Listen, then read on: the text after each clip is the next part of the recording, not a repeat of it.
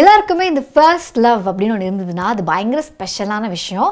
Especially அந்த first love வந்து சக்ஸஸ்ஃபுல்லாக இல்லை அப்படிங்கும்போது காலத்துக்கு நம்ம யோசிச்சிட்டே இருப்போம், என்னதான் இருந்தாலும் அந்த முதல் காதல் சே அப்படிங்கிற மாதிரியான ஒரு ஃபீலில் இருப்போம்.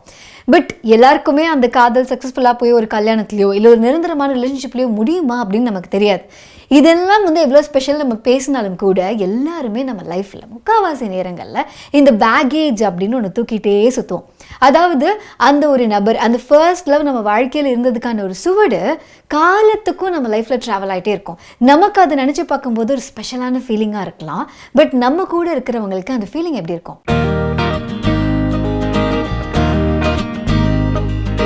ஒருவேளை நம்ம தான் அந்த கூட இருக்கவங்கன்னு வச்சுக்கோங்களேன், நமக்கு ஒருத்தங்களை பயங்கரமாக பிடிச்சிருக்கு, நம்ம லைஃப்பில் இவங்க தான் ஒரு ஸ்பெஷலான ஒரு பர்சனாக இருக்காங்க அப்படிலாம் இருக்கும்போது, ஆனால் அவங்களுக்கு இந்த மாதிரியான ஒரு பேகேஜ் இருக்குது.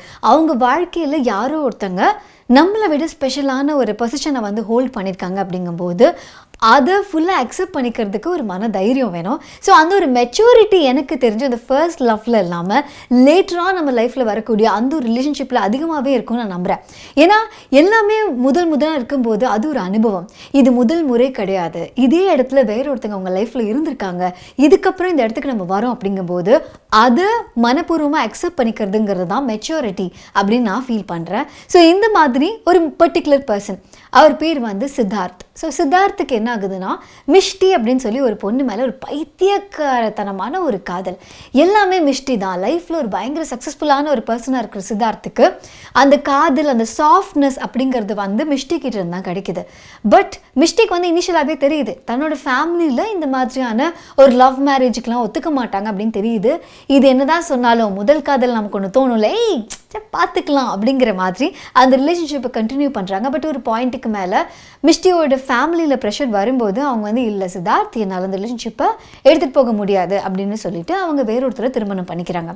இதோட மிஷ்டி லைஃப்பில் என்ன நடக்குது அப்படிங்கிறத தாண்டி இந்த பக்கம் சித்தார்த்தோட லைஃப்பில் ஒரு பயங்கரமான வேக்கம். ஏன்னா இவங்க தான் எல்லாம், எப்படினாலும் இவங்களோட தான் நம்ம லைஃப் இருக்க போகுது அப்படிங்கிற மாதிரி நம்பி வாழ்ந்துட்டு இருக்கும்போது இவங்க இல்லைங்கும் போது அந்த வாழ்க்கையோட மீனிங்கே அவருக்கு இல்லாமல் போயிடுது. ஸோ இதுக்கப்புறம் இந்த ஒரு வாழ்க்கை தேவைதானா அப்படிங்கிற மாதிரியான ஒரு ஃபீல் இருக்குது.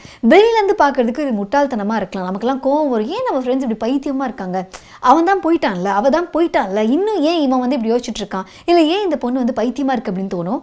பட் எப்போவுமே அந்த இடத்துல இருக்கவங்களுக்கு தான் ஏன் அவங்க அப்படி இருக்காங்க அப்படிங்கிற விஷயமும் தெரியும். ஏன்னா அவங்களும் ஒரு பாயிண்டில் அந்த ஜோன்லேருந்து வெளில வரும்போது ஃபீல் பண்ணுவாங்க, ஆமாம் நான் அப்போ இந்த மாதிரிலாம் பண்ணியிருக்கேன், நான் லூஸு மாதிரி நினச்சிட்டேன் அப்படின்னு அப்போ அவங்க ஃபீல் பண்ணுவாங்க. பட் அந்த பீரியடில் இருக்கும்போது அவங்களுக்கு அது ஒரு பயங்கரமான ஒரு பெயின் தான். இந்த மாதிரி பெயினில் இருக்க சித்தார்த்துக்கு வாழ்க்கையை என் பண்ணலான்னு தோணுது. ஆனாலும் அம்மாவை பார்க்குறாரு, அவங்க அம்மாவுக்கு உடம்பு சரியில்லாமல் போகும்போது, இங்கே பாரு நீ இந்த மாதிரி ஒரு பொண்ணு இருக்கா, நீ அவளை கல்யாணம் பண்ணிக்கோ அப்படின்னு அவங்க சொல்லும்போது இவரால் அதுக்கு நோ சொல்லவும் முடியல. ஸோ அம்மா சொல்கிறாங்க அப்படிங்கிறதுக்காக ஒரு பெண்ணை திருமணம் செய்கிறாரு சித்தார்த். அது யாருன்னா அவங்க தான் நம்ம கதையோடைய ஹீரோயின் ஷனாயா அப்படின்னு சொல்லி ஒரு கேரக்டர். ஷனாயா வந்து பயங்கர பிரைட்டான ஒரு பொண்ணு, பயங்கர ஸ்மார்ட்டான பொண்ணு, ரொம்ப அழகான பொண்ணும் கூட. ஸோ இப்படிப்பட்ட ஒரு பொண்ணு வந்து ஒரு ஃபேமிலிக்கு வராங்க அப்படின்னா அந்த ஃபேமிலி ரொம்ப கொடுத்து வச்சிருக்கணும் அப்படிங்கிற மாதிரி சித்தார்த்தோட அம்மாவும் ஃபீல் பண்ணுறாங்க. பட் சித்தார்த்தோட அம்மாவுக்கு தெரிஞ்ச அந்த உண்மைகளை மறைச்சு ஷனாயாவுக்கு வந்து கல்யாணம் பண்ணி வச்சிடுறாங்க. ஷனாயா ஒரு புது ரிலேஷன்ஷிப், ஒரு மேரேஜ் அப்படின்னு சொல்லி ஹோப்ஃபுல்லாக அங்கே வராங்க. பட் அவங்களுக்குமே சித்தார்த்தை பற்றி நிறைய விஷயங்கள் தெரியாது. அவங்களுக்கு தெரிஞ்ச விஷயம்லாம், சித்தார்த் வந்து ஒரு பெரிய கம்பெனியோடைய ஒரு சிஇஓ, ஒரு மேகசின் நடத்துகிறாரு. ஸோ அந்த கம்பெனியோடைய சக்ஸஸே சித்தார்த் கையில் தான் இருக்குது. அண்ட் பயங்கர ஒரு பாப்புலரான ஒரு பர்சன், ஸ்ட்ராங்கான பர்சன் அப்படிலாம் நினச்சி சித்தார்த்தை வந்து கல்யாணம் பண்ணுறாங்க. பட் ஒரு பாயிண்டில், அதாவது கல்யாணம் ஆகி கொஞ்ச நாளே அவங்களுக்கு தெரிய வருது சித்தார்த்துக்கு இந்த மாதிரி மிஷ்டின்னு ஒரு பொண்ணு மேலே ஒரு காதல் இருந்திருக்கு. அந்த காதல்லேருந்து இன்னும் அவர் வெளியில் வரவே இல்லை. அண்ட் அவரே வந்து ஒரு கடிதம் எழுதியிருந்திருப்பார் தன்னுடைய அம்மாவுக்கு. ஸோ அந்த கடிதத்தில் சொல்லியிருப்பார், இந்த மாதிரி என்னால் என்றைக்குமே மிஷ்டியோட இடத்துல வேறு யாரையுமே வச்சு பார்க்க முடியாது, அப்படி நான் பண்ணேன் அப்படின்னா அந்த காதல் பொய் மாதிரி ஆகிடும் அப்படின்னு அவர் ஃபீல் பண்ணுறாரு. ஸோ இந்த இடத்துல ஷனாயா வந்து நிற்கும்போது அவங்களுக்கு எப்படி ஃபீல் ஆகுதுன்னா, அப்போது இது ஒரு ஃபோர்ஸ்ட் மேரேஜ். ஸோ நான் வந்து இவரோட லைஃப்பில் வந்து ஃபோர்ஸ்ஃபுல்லாக உள்ளே தள்ளப்பட்டிருக்கேன். பட் எனக்கு வந்து இவரை கொஞ்சம் கொஞ்சமாக பிடிக்க ஆரம்பிச்சிருக்கேன், வாட் டு ஐ டூ அப்படிங்கிற அந்த ஒரு கன்ஃபியூஷனில் ஷனாயா இருக்காங்க. நமக்கு எப்படி தோணுன்னா, ஷனாயா லூஸா, நீ எதுக்கு நீ இந்த ரிலேஷன்ஷிப்பில் இருக்கணும், ஜாலியாக வெளில வந்துடு, பிகாஸ் இந்த பையன் அவனுக்கே அவன் வாழ்க்கையில் இன்ட்ரெஸ்ட் இல்லைங்கும் போது நீ என்னமா அந்த லைஃப்பில் பண்ண முடியும் அப்படிங்கிற மாதிரி நமக்கு தோணும். ஷனாயாவுக்கும் இந்த கேள்விகள்லாம் வருது. பட் அவங்களுக்கு ஒரு பேடான ஒரு சைல்டுஹுட் இருக்குது. ஸோ அந்த சைல்டுஹுட்டில் இருந்து இப்போ இருக்கிற அவங்களுடைய அம்மா அப்பா வந்து பயங்கரமாக இவங்களுக்கு சப்போர்ட் பண்ணியிருக்காங்க. அப்படிங்கும்போது அப்படிப்பட்ட அம்மா அப்பாவுக்கு பண்ணக்கூடிய ஒரு நல்ல விஷயம் அப்படின்னா அவங்க சொல்கிற பையனை கல்யாணம் பண்ணிக்கிறது. இது பெரும்பாலான இந்தியன் பேரண்ட்ஸ்க்கு இருக்கிற ஒரு மென்டாலிட்டி தானே. தன்னோட பொண்ணோ பையனோ வந்து தான் சொல்கிற ஒரு ஆளை கல்யாணம் பண்ணிட்டாங்க அப்படின்னா எவ்வளோ ஒரு நல்ல பொண்ணு நல்ல ஒரு பையன் நமக்காக எவ்வளோ பெரிய விஷயத்த பண்ணுறாங்க அப்படிங்கிற மாதிரி அவங்க ஃபீல் பண்ணுவாங்க. அப்படிங்கிறதுனால அந்த சந்தோஷத்தை கொடுக்கறதுக்கு அப்படிங்கிறதுக்காகவும் ஷனாயா அந்த கல்யாணத்துக்கு ஒத்துக்கிட்டாங்க. ஸோ இப்போ இந்த கல்யாணம் ஒர்க் அவுட் ஆகணும் அப்படின்னா ஒன்று சித்தார்த் வந்து அவருடைய எக்ஸை வந்து மறக்கணும். நம்மளால் எப்படி நம்மளுடைய பார்ட்னருடைய எக்ஸை மறக்க வைக்க முடியும்? ஏன்னா அவங்களாலே மறக்க முடியல அப்படின்னா நம்ம எப்படி அதை பண்ண முடியும்? ஸோ வந்து மிஷ்டி அப்படிங்கிற அந்த பொண்ணோட ரீப்ளேஸ்மெண்ட்டாக நான் போய் இந்த லைஃப்பில் இருக்கிறதுங்கிறது சரியான ஒரு விஷயம் தானா அப்படிங்கிற மாதிரி நிறைய கேள்விகள்லாம் வருது. ஸோ இதுக்கப்புறம் சித்தார்த் அண்ட் ஷனாயா அவங்களுடைய அந்த மேரேஜ் எப்படி வந்து ஷேப்பப் ஆகுது? ஃபைனலி சித்தார்த்னால மிஷ்டியை மறக்க முடியுமா? மறந்துட்டு கம்ப்ளீட்டாக மறந்துட்டு ஷனாயாவை வந்து அக்செப்ட் பண்ணிக்க முடியுமா? இன்னொரு பக்கம் வந்து ஷனாயாவோட லைஃப்பில் ஒரு இம்பார்ட்டண்ட்டான ஒரு பர்சன் இருந்திருக்காங்க மாயங்க் அப்படின்னு சொல்லிட்டு அதை பற்றி தெரிய வரும்போது இவருக்கு ஒரு கேள்வி வருது. என்னது, அப்போ நான் உன் லைஃப்பில் பெரிய ஆள் கிடையாதா? இதுக்கு முன்னாடியே ஒருத்தர் இருந்திருக்கானா அப்படிங்கிற மாதிரி அவருக்கு ஒரு டவுட் வருது. ஸோ இது எல்லாத்தையும் தாண்டி ஒரு ரிலேஷன்ஷிப் எப்படி ஒர்க் அவுட் ஆகுது? ஏன்னா இப்போ இருக்க காலகட்டத்தில் நம்ம நிறைய பேரை பார்க்குறோம். நிறைய பேருக்கு வந்து நமக்கு இந்த ஃபர்ஸ்ட் லெவலாக இருக்கணும், நம்ம தான் இன்னொருத்தவங்களை ஃபர்ஸ்ட் லெவலாக இருக்கணும் அப்படின்னு ஒரு ஆசை இருந்தாலுமே சம்வேர் அவங்களுக்கு அந்த ரிலேஷன்ஷிப்பில் இருந்திருக்காங்க.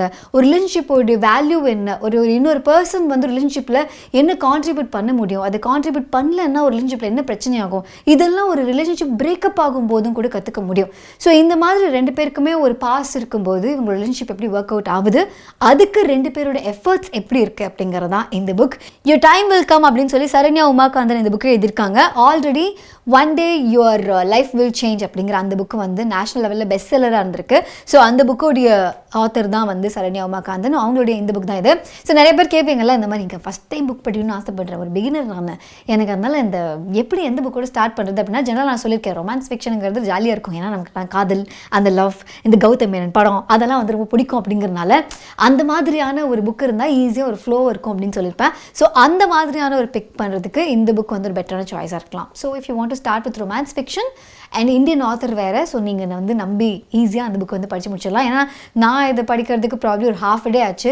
நீங்கள் ஒரு பிகினராக இருந்தீங்கன்னா ஒரு 2 டேஸில் வந்து நீங்கள் ஈஸியாக இந்த புக்கை படித்து முடிச்சிடலாம். ஸோ ஒரு வேளை வந்து நீங்கள் ரொமான்ஸ் ஃபிக்ஷன் படிக்கிற ஆளாக இருந்தாலும் சரி, இல்லை வந்து புதுசாக புக் படிக்கிற ஹேபிட்டை ஸ்டார்ட் பண்ணுற ஆளாக இருந்தாலும் சரி, அப்படி இந்த லவ் ஃபீலில் நீங்கள் வந்து மயங்கி விழணும் அப்படின்னா சரண்யா உமாகாந்தனுடைய யுவர் டைம் வில் கம் அப்படிங்கிற இந்த புக்கை நீங்கள் பிக் பண்ணி படிக்கலாம்.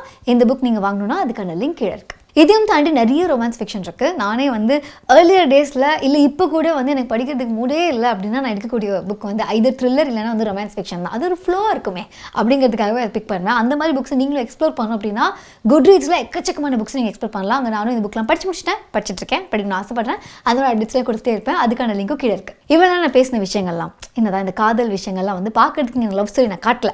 ஸோ நீங்கள் வந்து கற்பனை குதிரை ஓட விடணும் அப்படின்னா இதெல்லாம் நீங்கள் ஒரு பாட்காஸ்ட்டாக கேட்கலாம். த புக் ஷோ உடைய பாட்காஸ்ட் எக்ஸ்க்ளூசிவாக ஸ்பாட்டிஃபை லிங்க் கேட்கலாம். அதுக்கான லிங்க்கும் கீழே இருக்குது. ஆர்ஜே அனந்தி ஆகிய ஃபேஸ்புக், இன்ஸ்டாகிராம், ட்விட்டர் நீங்கள் ஃபாலோ பண்ணலாம். அதே மாதிரி த புக் ஷோவையும் ஃபேஸ்புக், இன்ஸ்டாகிராம், ட்விட்டர் மாதிரி ஃபாலோ பண்ணலாம். அப்புறம் இந்த வீடியோ உங்களுக்கு பிடிச்சிருந்தா லைக் பண்ணுங்கள், கமெண்ட் பண்ணுங்கள், ஷேர் பண்ணுங்கள். முக்கியமாக யாருக்கு ஷேர் பண்ணணும் அப்படின்னா இந்த புக் படிக்கணும்னு ஆசைப்படுறேன், முதல் முறையாக ஒரு புக் எடுக்கணும்னு ஆசைப்படுறேன், இல்லை இந்த ரொமான்ஸ் ஃபிக்ஷன் தான் என்னுடைய ஒரு ப்ராப்பரான ஒரு ஜானர் அப்படின்னு ஃபீல் பண்ணுறவங்களுக்கு இந்த புக்கை, இந்த வீடியோவை நீங்கள் ஷேர் பண்ணலாம். ஷேர் பண்ணிவிட்டு த புக் ஷோக்கு சப்ஸ்கிரைப் பண்ண மறந்துடாதீங்க. என்கிட்ட வேறு புக்கை நீங்கள் ரெக்கமெண்ட் பண்ணணும் அப்படின்னு நினச்சிங்கன்னா rjananthi@bookshoo.in அப்படிங்கிற மெயில் ஐடிக்கும் நீங்கள் மெயில் பண்ணலாம். ஓகே, பாய்.